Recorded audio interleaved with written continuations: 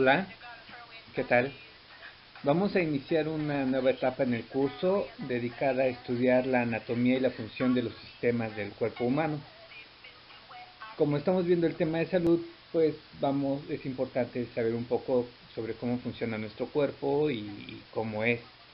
Desafortunadamente hoy por hoy, estoy seguro que muchos de ustedes pues han usado su cuerpo y han abusado de su cuerpo sin saber siquiera cómo funciona y cuáles son las consecuencias de cómo usamos nuestro cuerpo. Por eso que es importante que tengamos una idea general de ello. No pretendo que salgamos de aquí médicos ni biólogos, sino que solamente tengamos un panorama general. Bueno, es importante que si vamos a hablar de sistemas, recordemos de qué nivel de organización biológica estamos hablando y ya habíamos hablado en la primera parte de Biología 2 de los ecosistemas, de las comunidades, de las poblaciones. Ahora vamos a hablar de los sistemas. Acuérdense que los sistemas, como el sistema esquelético que estamos viendo en esta diapositiva, están formados por órganos, que en este caso el órgano eh, del sistema esquelético sería el hueso, y los órganos a su vez están formados por tejidos, tejidos como el hematopoyético, el tejido adiposo, etcétera. Esos tejidos son grupos de células que tienen una función en común entre todas esas células y por eso a ese grupo de células se le llama tejido.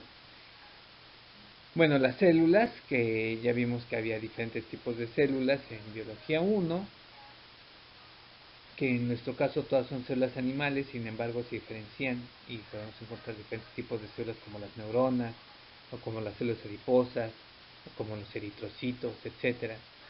Y vamos a mencionar algunas de estas células en algunos de los sistemas porque son importantes para saber cómo funcionan estos sistemas. Lo mismo que algunas moléculas, como proteínas, como algunos lípidos, como el ADN, estamos hablando ahí a nivel de moléculas, que también van a ser importantes para que nuestro sistema funcione. Bueno, una vez recordado esto, que se había visto desde biología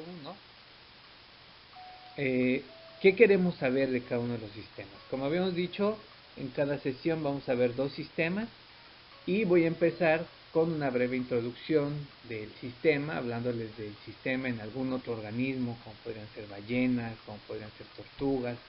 Solo a manera de introducción, mencionando algunas de las adaptaciones que podemos encontrar en otros organismos, pero lo que realmente queremos aprender en este curso es la anatomía de los sistemas humanos y para eso queremos saber su estructura, es decir, de qué están compuestos, la función, para qué sirven, conocer algunas de las enfermedades relacionadas con ese sistema y una muy breve explicación de a qué podría deberse y con qué qué otros sistemas se está relacionando el sistema que estemos viendo en ese momento. Esos cuatro elementos son los que tenemos que tener presentes en cada sistema si lo sabemos.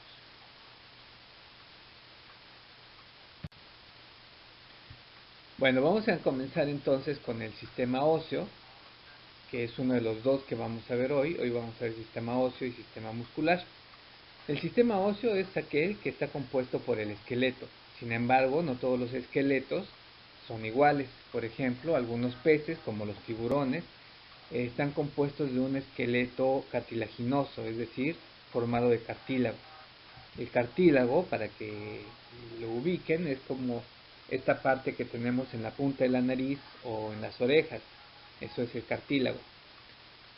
En realidad, cuando nosotros somos fetos, no nacemos con huesos, bueno, sí nacemos con huesos, pero no nos formamos con huesos ya hechos, sino que nuestros huesos se forman a partir de un esqueleto cartilaginoso, como el de los tiburones justamente, y este cartílago que va a dar el molde para que se formen estos huesos, sobre él se va a calcificar y unas células van a formar este hueso duro que es el que conocemos.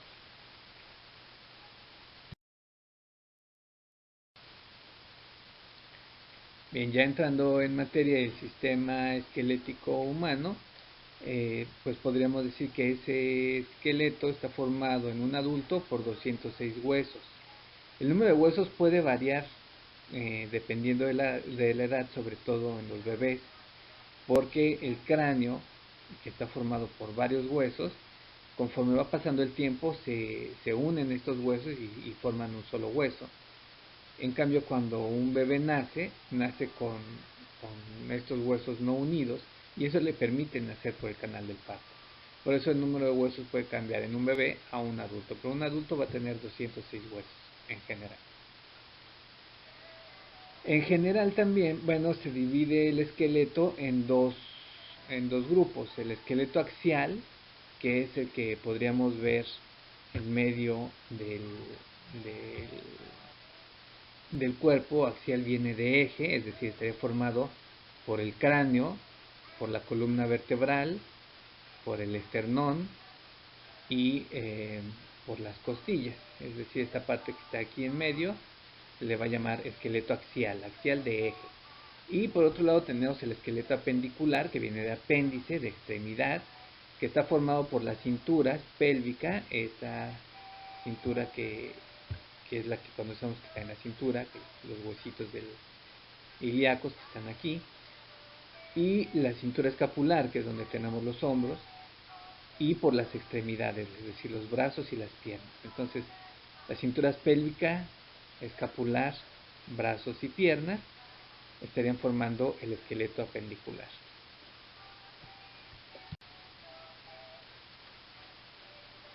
El principal órgano que compone al sistema esquelético es el hueso. Este órgano o este tipo de órganos, los huesos, se clasifican en tres tipos dependiendo de su forma en general, ¿no? De esta forma tenemos huesos largos como el fémur, que es el hueso más largo que tenemos en la pierna, o estos que estamos viendo aquí de los brazos, son el radio y el cúbito, por ejemplo, son huesos largos. Tenemos huesos cortos como las falanges, es decir, estos huesos de nuestros dedos, o los huesos de la muñeca, que son conocidos como carpianos o metacarpianos. E incluso los huesos del oído, esos también entran dentro del grupo de los huesos cortos por obvias razones, son huesos cortos. Y finalmente tenemos los huesos planos, que pues como su nombre lo indica, son huesos planos, como el omóplato, que es lo que conocemos como el alita. Bueno, esos son los tres principales tipos de huesos, o bueno, así se dividen. Y cada uno de los huesos, pues no es algo totalmente rígido o muerto, es un tejido vivo en realidad. Está compuesto por varios tejidos, un tejido esponjoso, que si van a una carnicería y analizan un hueso, pues podrán ver que hay partes que son del hueso que sean más esponjosas y hueso compacto. Dentro del hueso tenemos también el tejido hematopoyético, que es lo que conocemos o lo que podemos pedir en la carnicería como el tuétano, y que es un tejido que vamos a ver que es muy importante. Y dentro del tuétano, junto a este tejido hematopoyético, también tenemos tejido adiposo, es decir, grasita. Por eso es tan bueno el caldo cuando le ponemos huesitos, ¿no? Porque libera toda esa grasita que tiene el tejido adiposo. Y va a estar formado también entonces de tejido cartilaginoso, el tejido que ya habíamos mencionado que tenemos por ejemplo en la punta de la nariz, en las orejas, pero también lo tenemos entre las vértebras y es conocido como discos intervertebrales, y en varias partes de nuestro esqueleto tenemos esta parte de cartílago.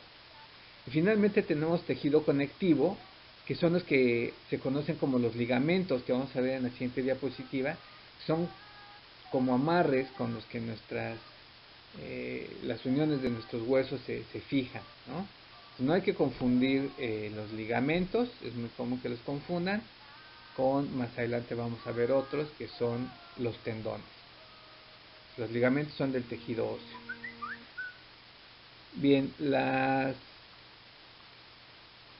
células que van a componer al tejido, bueno, al sistema esquelético son muchas, Sin embargo, solamente vamos a resaltar dos tipos de células, que son los osteoblastos y los osteoclastos.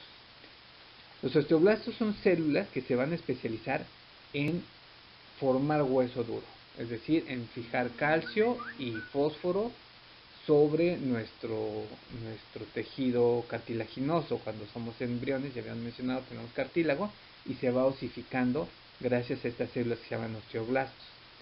Sin embargo, al mismo tiempo hay otras células que se dedican a destruir este tejido que se llaman osteoclastos.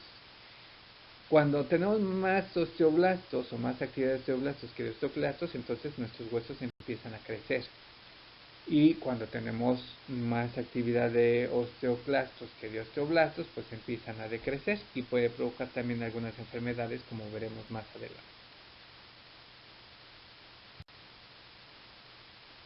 Bueno, antes de seguir, aquí en esta diapositiva podemos ver los ligamentos que habíamos dicho que están aquí dándole soporte a la rodilla y que pueden ser dañados muy comúnmente en atletas o cuando no realizamos bien nuestros ejercicios. Y muy al respecto, pues las enfermedades que tenemos relacionadas con el sistema óseo o esquelético, pues son en general los traumatismos, que son golpes, que tienen como consecuencia fracturas o esguinces. Otros pueden ser la osteomielitis, que eso quiere decir que hay una infección en los huesos, y una infección causada por bacterias, porque como les había dicho, el hueso no es algo muerto, es un tejido vivo, y las células de este tejido vivo pueden ser infectadas por células, y a esto se le llama osteomielitis. Hay otro tipo de enfermedades, voy a mencionar primero la osteoporosis que tenemos aquí abajo.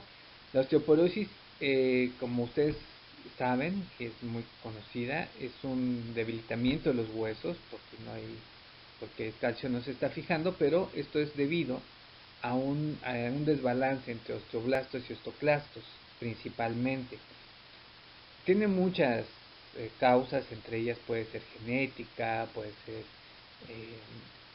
eh, también ya como consecuencia de una edad avanzada, pero vamos a diferenciarla del raquitismo, que también va a provocar la debilitación de los huesos y también va a ser porque no se fija calcio y fósforo, pero en el caso del raquitismo es porque nos va a faltar vitamina D.